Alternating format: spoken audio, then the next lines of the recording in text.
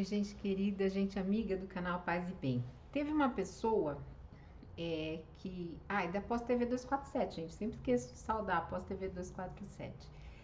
Na semana passada, vou ler aqui os comentários para você. Teve uma pessoa que me deu um toque do som, a Fernanda Costa. Fernanda, valeu. Eu tô usando um microfone profissional aqui, tá vendo? Faz tempo que eu comprei, alguém tinha reclamado do som. Então, tudo me leva a crer que ou o microfone não funciona direito, isso a gente pode atestar a partir de hoje, ou tem alguma questão do Zoom. Então hoje eu estou gravando de um outro formato o vídeo para ver se a gente elimina esse problema.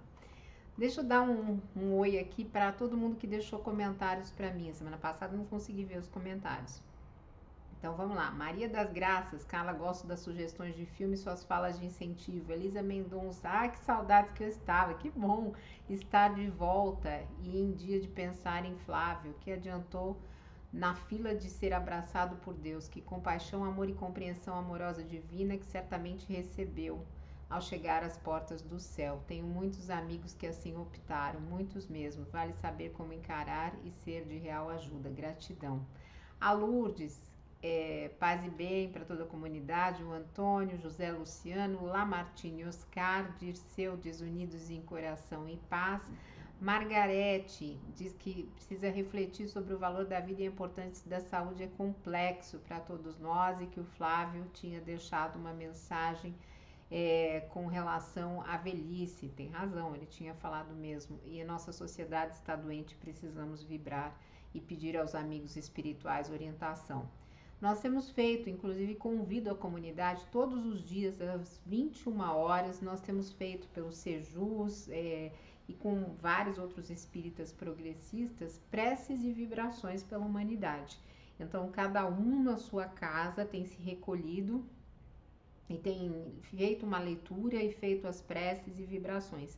Inclusive, no Paz e Bem de hoje, eu vou falar sobre isso. Como foi nesses 12 dias, 13 dias hoje, que eu estive doente, como é que isso alterou o meu sistema imunológico. Vou conversar com vocês, mas vou conversar a partir da ciência, tá? Não é nenhuma invenção, é sobre ciência e espiritualidade. Deixa eu continuar aqui com os comentários. Carla querida, Márcia Ferreira diz, gratidão por suas reflexões. Qual é o nome do livro do Leon Denis? Eu digo sim, é O Destino e a Dor, se não me engano, mas eu te respondo aqui também nos comentários. Eu vou pegar ele depois na minha biblioteca e vou colocar direitinho a edição, tudo para você, tá bom? Obrigada. Rap New Flop Now, que tá sempre aqui desde o começo. Querida Carla Pavão, Deus continue abençoando. Obrigada, Lúcia Martins, um beijo. Espero ter falado sobre todo mundo. No dia de hoje, eu trouxe um tema para nós conversarmos, que é um tema que vai passar pela parte científica e vai falar de espiritualidade. Eu me apaixonei, eu ia falar sobre outro tema, eu ia falar sobre um outro tema de um outro filme que eu vi, mas aí que acabei me apaixonando por isso. Por quê?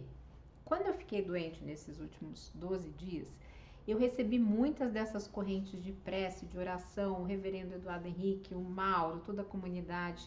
Quem estava da comunidade sabia do caso, o Sejus, a Dora, a Marcele, minha amiga do Recife, um beijo. Enfim, muita gente, mesmo o pessoal da mediúnica do Sejus, que tem tanta gente lá, Marcelo, Suzy, Elô, Rui, deixa eu ver se eu não esqueço ninguém, tem muita gente lá na mediúnica, a Roseli, a Renata, estou esquecendo quem, a própria Regina, a Vera, todas essas pessoas vibraram muito. Estou esquecendo a Manuela, vibraram muito e me deram força o tempo inteiro. Então eu fui buscar um artigo do professor emérito de neurocirurgia da Faculdade de Medicina da USP e livre docente em bioética pela FMUSP, Raul Marino Júnior. Tá nesse livro aqui, ó, vou mostrar para vocês para sempre ter a fonte. A Arte de Cuidar, da editora Comênios, que tem um capítulo, a editora Comênios é a editora que é coordenada pela Dora Encontre. Eu tenho, acho que todos os livros da editora, porque tem uma super qualidade. Então, assim, não que as outras editoras não tenham, pelo amor de Deus, mas este livro, ele tem um capítulo que nos permite sentir Deus no cérebro. porque vem por um cientista embasado, uma pessoa que estuda isso. E esse artigo ele é intitulado As Bases Neurofisiológicas das Experiências Espirituais. E vai explicar em detalhes, ele é um longo artigo, eu resumi, trouxe só umas partes, a fisiologia cerebral e como isso está conectado a nosso recorte daqui, que é a espiritualidade. Eu vou tentar explicar, espero que eu seja clara, senão vocês me deixam nos comentários, depois eu tento refazer ou explicar alguma coisa a mais. Então tem um cientista, ele cita vários artigos científicos, vários cientistas, mas tem um que ele detém bastante que chama Paul D. MacLean, que fez experiências transcendentais, ele associou as experiências transcendentais, como a gente tem aqui no canal, como dependendo de estruturas mais elevadas de cognição, sobretudo nos lóbulos frontais, em especial no lóbulo frontal direito e as áreas associadas a ele. Então, estas conexões entre o que ele chama de cérebro reptiliano e o cérebro dos paleomamíferos, elas fornecem uma base, com a base da personalidade e a conexão do neocórtex, elas vão formar um locus aonde vai estar a intencionalidade da ética e da moral. Quando a gente começa a entender o cérebro, assim, de forma simples, né, como eles estão nos explicando no artigo, dá para entender porque tem algumas pessoas que não fazem sinapse, que não fazem essa conexão e dizem, e daí? Quando a gente tem 10 mil mortos. Então, eles vão dizer que é mais ou menos como se no cérebro existisse uma trindade. E dentro desta trindade de 3 partes do cérebro se vivesse uma guerra, que essa guerra normalmente na espiritualidade, nas tradições espirituais, ela vem simbolizada como uma serpente. Justamente por quê? Porque os répteis são incapazes de manter memórias, de fazer planejamento, de ter empatia, de ter uma verdadeira consciência, que tudo isso é fruto do quê? De um refinamento. Portanto, um cérebro reptiliano, ou seja, e muitas vezes a gente vê fotos do presidente do desgoverno como associado a um réptil, né? Ele governa por instintos. Então veja uma explicação científica para todo esse descaso que a gente está passando, junto, é claro, com os aspectos comportamentais, sociológicos e econômicos e de interesses de poder que a gente não pode esquecer. Mas o que o autor vai nos dizer? Ele vai dizer o seguinte, ó, que desde os escritos sacros, como Gênesis, a serpente simboliza essa força do mal, essa traição. Ela tem o efeito do veneno dela.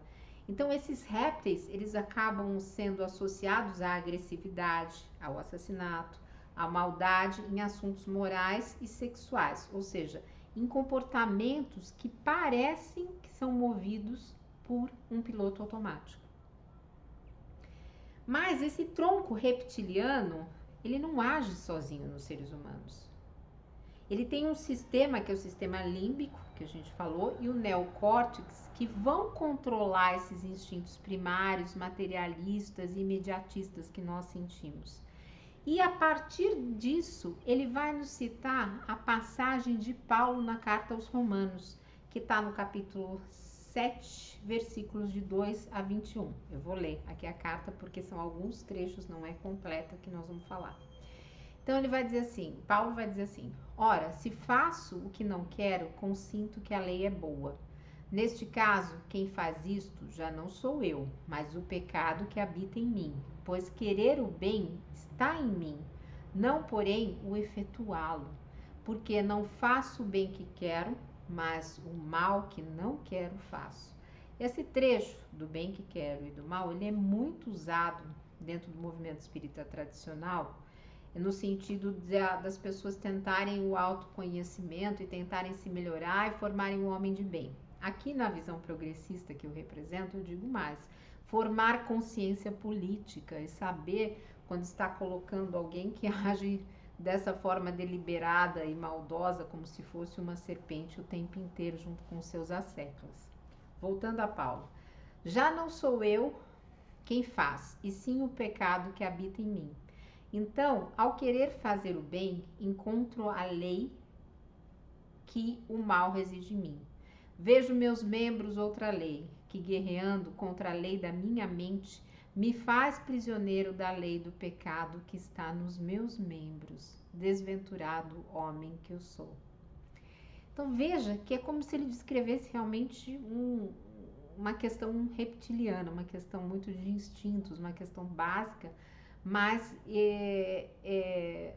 olhando também para essas questões do controle, que nós podemos ter esse controle. E aí, voltando ao artigo, o Marino Júnior vai nos dizer o seguinte: se o cérebro informa sensações, né? Bom, ruim, enfim, prazer, desprazer, calor, frio, existe a amígdala, que é a amígdala do cérebro, né? Que é uma espécie de tálamo e ela está relacionada à preservação do nosso eu. Então, o que a ciência, a neurociência do comportamento tem mapeado em atividades cerebrais? Ela desenvolveu técnicas como, e ele vai citar um cientista que se chama Persinger, não sei como é que é o nome dele, que ele fez um capacete cerebral, testou em cerca de 1.500 pacientes, incluso ateus, artistas, jornalistas, enfim, uma variedade enorme de pessoas. Ele testou esses capacetes, que esses capacetes, parece coisa de ficção científica, mas não é. Eles emitiam campos magnéticos que eram gerados no computador. E aí ele dá a medida desses campos, que era de 10 nanotesla a 1 microtesla. Eu não sei muito bem o que é essa medida.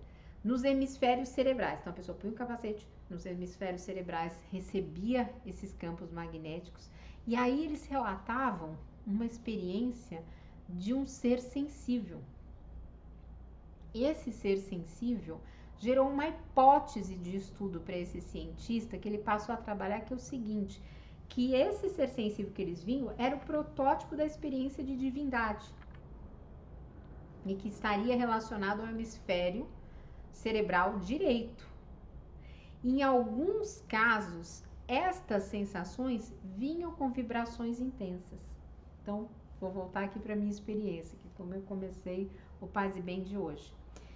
Durante os momentos das vibrações, muitas vezes eu sentia como se o meu corpo estivesse todo sendo levado, assim, puxado para cima. E isso durava alguns minutos. Tanto é que quando eu voltava ao corpo, lembrando que eu tenho uma mediunidade muito ostensiva, quando eu voltava eu me sentia até mole, sabe? Depois que você faz um grande esforço, você fica meio relaxada, mole, cansada. Eu me sentia assim. Então era meu corpo saía nessas vibrações enquanto eu estava recebendo e voltava. E o Persinger, não sei como é que lê o nome dele, quando ele incluiu então, um público variado, jornalista, artista, músico, escritor, ateístas, eles se referiram, 80% dos voluntários relataram que tiveram essa sensação de presença. Mesmo os ateístas, eles diziam que essa era uma experiência dos seus próprios processos cognitivos, mas eles não negaram essa sensação de presença.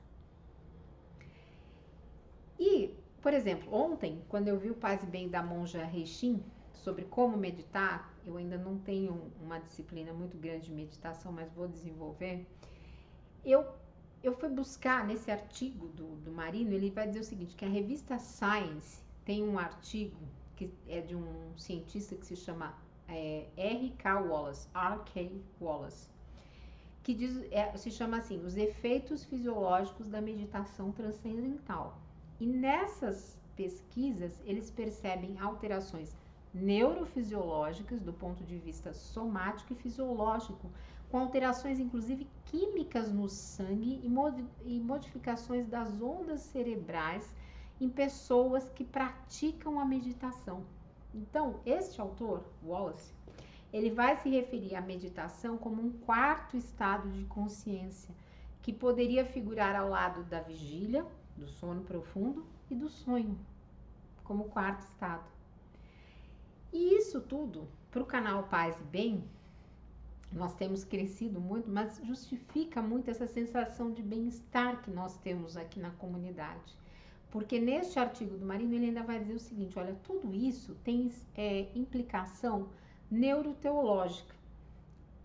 Eu não sei se existe uma teologia espírita, talvez ela esteja em construção. Mas aqui nós falamos muito de teologia, nós temos vários professores, o próprio Pedro foi professor, acho que de teologia do Mauro. Então, as implicações neuroteológicas disso é que existe uma mente reptiliana, existe uma mente neocortical, que é uma mente racional, e existe uma mente emocional. E nessa mente emocional, ela mantém unidos os poderes da natureza e das forças da cultura. E isso nos une aos nossos relacionamentos sociais, como esse que nós temos aqui na nossa comunidade. E é um construto cognitivo que passa a nos guiar num significado existencial, que é uma busca, muitas vezes teológica, pela divindade. Por uma divindade que pode ser da forma que cada um entender dentro da sua espiritualidade, mas por uma divindade que é provedor, provedora, educador, educadora, criador, criadora, e que tem uma concepção de um valor supremo. Então eu achei tudo isso muito, muito bonito. E com base nisso, eu trouxe um texto para nós finalizarmos o Paz e Bem de hoje. Eu tenho restrições da forma como o movimento tradicional, como o movimento espírita tradicional e conservador usa o material de Chico Xavier, preterindo a obra de Kardec, e principalmente como tudo isso é desvirtuado muitas vezes do significado original.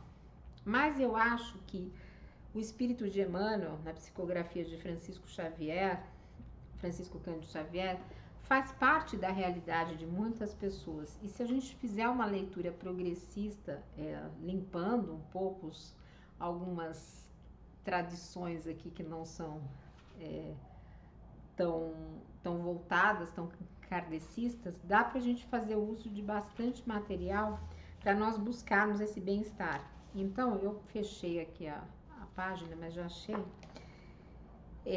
Hoje eu queria terminar esse Paz e Bem, porque nesse momento de pandemia e nesse momento em que alguns de nós ficamos doentes, ou estamos em isolamento, ou estamos tristes, estamos deprimidos, sentindo a falta de parentes, familiares, foi Dia das Mães, um Dia das Mães diferente, sentimos a falta de netos, ou se estamos com essas pessoas sempre naquela distância, não podendo abraçar, não podendo beijar, nós somos pessoas afetivas na esquerda.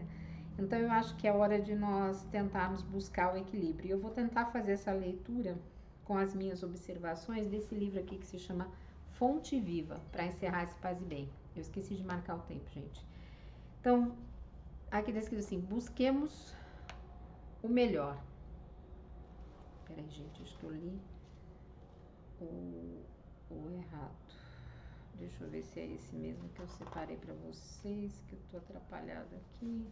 Eu achava que chamava busquemos o equilíbrio, mas não. Tá escrito aqui, busquemos o melhor. Então vamos lá. Por que reparas o argueiro no olho do teu irmão? Jesus, Mateus capítulo 7, versículo 3. A pergunta do mestre ainda agora é clara e oportuna. Muitas vezes o homem que traz o argueiro num dos olhos traz igualmente consigo os pés sangrando. Depois de laboriosa jornada na virtude, ele revela as mãos calejadas no trabalho e tem o coração ferido por 1000 golpes de ignorância e da inexperiência. É imprescindível habitar a visão na procura do melhor, a fim de que não sejamos ludibriados pela malícia que nos é própria. Comumente, pelo veso de buscar bagatelas, perdemos o ensejo das grandes realizações. Colaboradores valiosos e respeitáveis são relegados à margem por nossa irreflexão em muitas circunstâncias, simplesmente porque são portadores de leves defeitos ou de sombras insignificantes do pretérito que o movimento em serviço poderia sanar ou dissipar. Nódulos na madeira não impedem a obra do artífice, certos trechos empedrados do campo não conseguem frustrar o esforço do lavrador na produção da semente nobre. Aproveitemos o irmão de boa vontade na plantação do bem, olvidando as rugas que lhe cercam a vida. Que seria de nós se Jesus não nos desculpasse os erros e as defecções de cada dia? E se esperarmos alcançar a nossa melhoria contando com a benemerência do Senhor, por que negar ao próximo a confiança no futuro?